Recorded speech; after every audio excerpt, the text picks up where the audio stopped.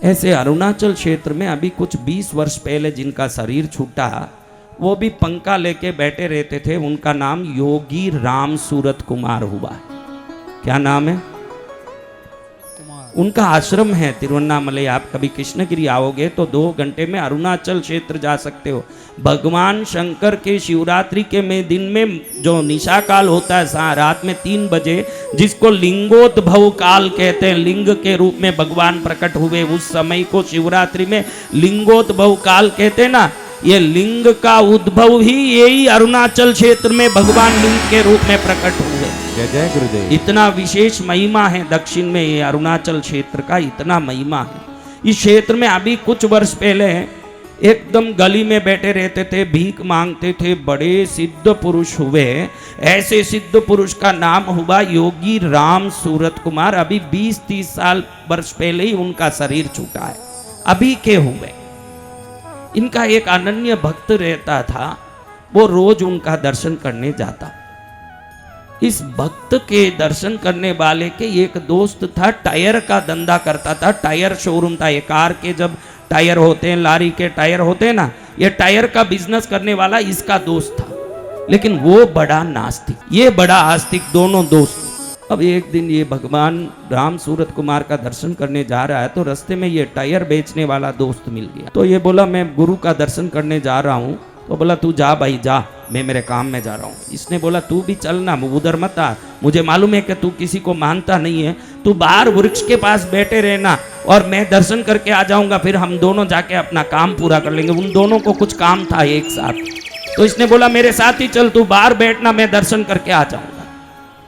उसने सोचा अपने दोनों को ही बैंक में काम है, तो ये जाए, मैं भी साथ जाऊंगा, मैं बाहर बैठ जाऊंगा, ये वंदन करके आ जाएगा, हम दोनों साथ जाएंगे।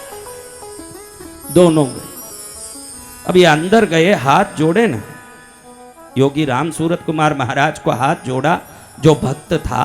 तो महाराज जी ने पूछा कि तेरे साथ आया हुआ वो बाहर क्यों बैठा है? तो ये विचार में पड़ गए कि वो तो मानता है नहीं, इसलिए बाहर बैठा। आप बोलूं कैसे? नहीं महाराज, हम दोनों को बैंक में काम है, अर्जेंट निकलना है, इसलिए वो बाहर बैठा है। अब काम खत्म होते ही वो हम निकल जाएंगे, मैंने वंदन कर लिया। उसको अंदर बुलाओ। अब ये बाहर गए, बड़े एकदम विचलित होके कि भाई अब कैसे बोलूं कि अंदर आए, क्योंकि वो बिल्कुल ही किसी साधु संत को, गुरु को नहीं मानता। कई नालायक ऐसे होते हैं जिनके पुण्य में नहीं होता है जब तक भगवान और संतों के प्रति तर्क कुतर्क करता। कोई भी आपको भगवान या संत का तर्क कुतर्क करता मिले तो आप ये समझ लेना कि इसके पुण्य में कहीं कमी है, जीवन में कोई कमी है। जय जय गुरुदेव। किस में कमी है? पुण्य में। तो अब ये तर्क कुतर्क करने वाले को जाके बोले महाराज तुझे अंदर बुला रहे हैं। महाराज बुला रहे हैं, तुझे मालूम है ना मैं किसी को मानता नहीं हूं, मैं आऊंगा नहीं, बोल देना महाराज को आते नहीं। अरे महाराज बड़े कड़क हैं, कुछ न कुछ बोलेंगे, तू आना अंदर, खाली मुंह दिखा के चले जाना, वंदन भी मत करना। वो बुला रहे हैं तो अपने को मुंह दिखाना है, चलना मेरे साथ। अभी दोस्त का आग्रह है, क्या करें महाराज? सोचा कि चलो अंदर जाके मुंह दिखा के आ जाएं। अंदर गए तो महाराज बोले बैठो। उसने हाथ भी नहीं जोड़ा, हाँ ऐसे करके खड़ा रहा, वो हाथ ही नहीं जोड़ा। महाराज उसकी चिंता ही नहीं कर रहे, महाराज कह रहे बैठो। अब ऐसे लगा कोई बड़ा विशेष आदेश दे रहा हो, एकदम किसी के बंधे हुए बंध जाते हैं वैसे गुपचुप बैठ गया वो आदमी। आधा घंटा बैठा रहा, सोचे कि अब जाने बोलेंगे। महाराज जी तो जाने नहीं बोले, जो भक्त आया था उसको बोले तुझे बैंक जाना था ना, हाँ इनको साथ लेके जाना है, इनको नहीं लेके जाना, ये आज यहीं बैठे रहेंगे, तू जा। कौन बैठे रहेंगे? नास्तिक को बैठा दिया महाराज जी ने, इसको बोले तू जा। अब ये सोचे इसको छोड़ के कहाँ जाऊं, वो भी एकदम मुंह फाड़ के देख रहा है कि मुझे क्या बैठा दिया, अब मैं क्या करूं। उसको कुछ समझ नहीं आ रहा, कभी किसी संत के पास गया हुआ नहीं है। अब उद्दंडता करूं कि गुपचुप बैठूं कि उठ के चले जाऊं कि हजार सोच रहा है, लेकिन कुछ नहीं हो रहा, बैठा है शांति से। महाराज जी कह रहे हैं तुझे बोला ना तू जा, जा तू, मेरा आदेश है।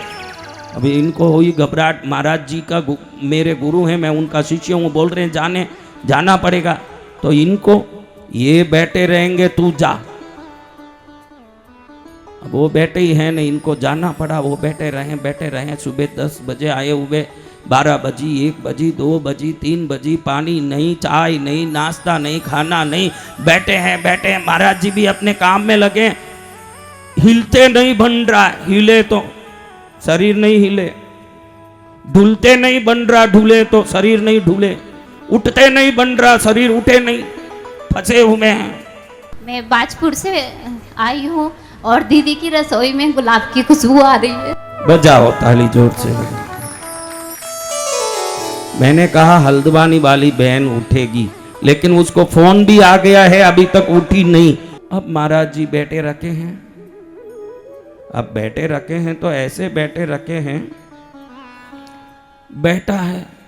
अब रात 8 बज गई, आंख में पानी आए कि ये महाराज जी यहाँ बैठा दिए, बड़ी विडंबना महसूस कर रहा। ऐसी जगह कभी गया नहीं था तो एकदम अजीबपना लग रहा है। तो महाराज जी को बोला, महाराज जी अब छोड़ दो मुझे।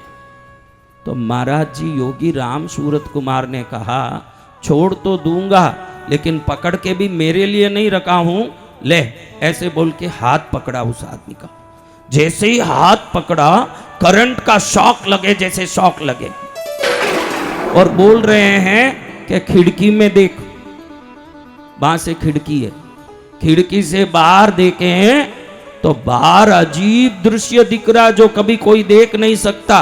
खिड़की से बाहर सीधा दिख रहा है कि भैंस पर यमराज बैठा है और हाथ में छड़ी लेके इंतजार कर रहा है। जैसे ही इन्होंने हाथ छोड़ा वो दृश्य गायब, वापस हाथ पकड़े तो दृश्य दिखे।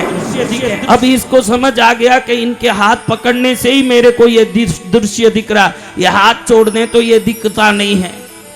स्वामी जी कह रहे हैं, भैया ये आज तुझे ले जाने के लिए ही आ रहे थे, मैं मेरे लिए तुझे नहीं बैठाया, मेरी जगह में ये अंदर घुस नहीं सकते थे, इसलिए मैं तुझे बैठाया हूं, यहाँ बैठा के रखा हूं। जय जय गुरुदेव। अभी की बात बता रहा हूँ, 30 साल पहले की बात, कोई 100 साल पुरानी कहानी नहीं बता रहा हूँ आपको, कोई पुरानी घटना नहीं बता रहा हूँ, अभी की कथा बता रहा हूँ। देखो मेरी बच्ची खड़ी हुई, देखो जल्दी करो बेटा, जा।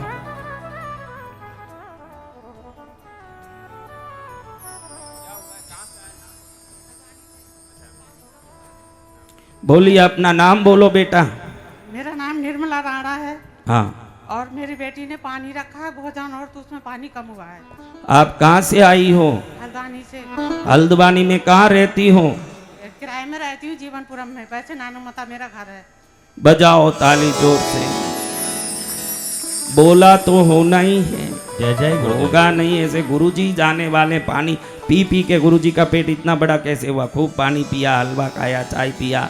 दूध नहीं देने वाली का भी दूध पी के आ जाएं। बिल्लियां नहीं कर सके वो काम, महाराज जी कर दें। जय जय गुरुदेव। तो महाराज अब हाथ पकड़े तो यमराज दिखे ना, हाथ छोड़े तो यमराज गायब। अब इसको समझ आया कि महाराज जी ने आज अंदर कैसे बैठाया मुझे। दिनेश थोड़े देखते रहना बेटा, तो मैं बोलूं ऐसा मत कर, तू देखते रहना। तो महाराज आप देखो, वो यमराज जगह ही नहीं छोड़ रहा है।